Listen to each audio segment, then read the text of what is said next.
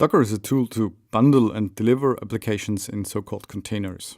These containers are essentially nothing else than small integrated environments that live on top of a standard Linux stack and are formalized in a definition file using a declarative domain-specific language.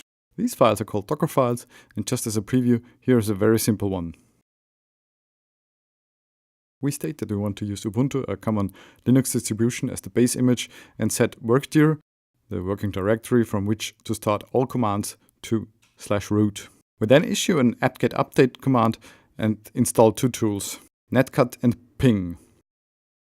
For the moment, all you need to know is that these instructions are executed from top to bottom, so when the container starts, we have a running Ubuntu operating system, so to speak, with netcat and ping installed. This is a common pattern, by the way. The base images are kept minimalistic on purpose because you will be running several such containers on the same host at the same time.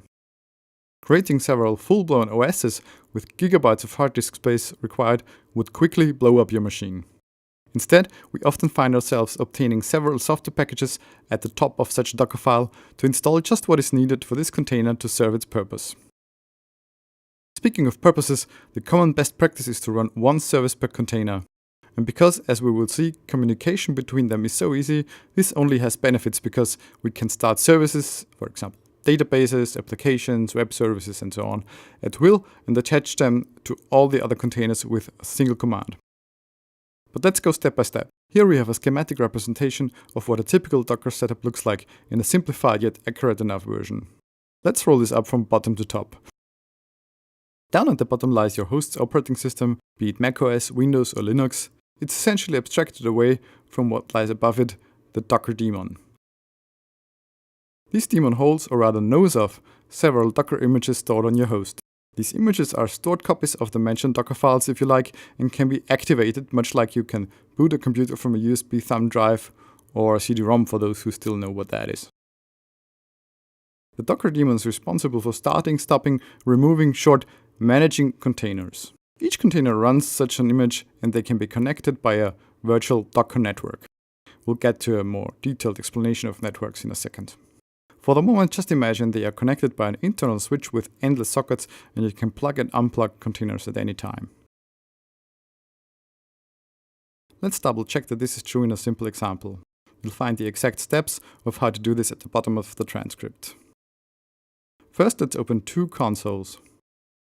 In the first, we start a container based on the image we assembled in the sample Docker file above, name it sender, and connect it to a named network message test. We append bash to the command because we'd like to start in a shell where we can type commands.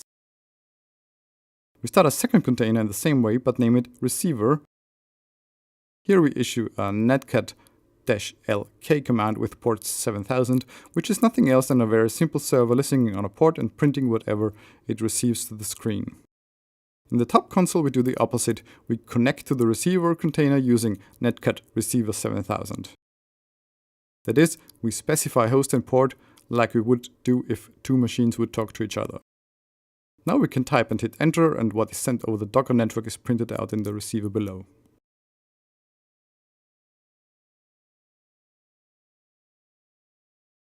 There's a last element remaining on this chart that I didn't yet describe, and that's Docker volumes. They sort of occupy a special place here because they essentially live in a special folder on your host file system, which is managed by the Docker daemon and should never be touched by any other processes, much less a user. For the containers, it's as much as if they were connected to a USB hard drive or a network-attached storage, which you can plug and unplug, much like the networks above. Plus, multiple containers can share volumes, but we'll get to that in a second.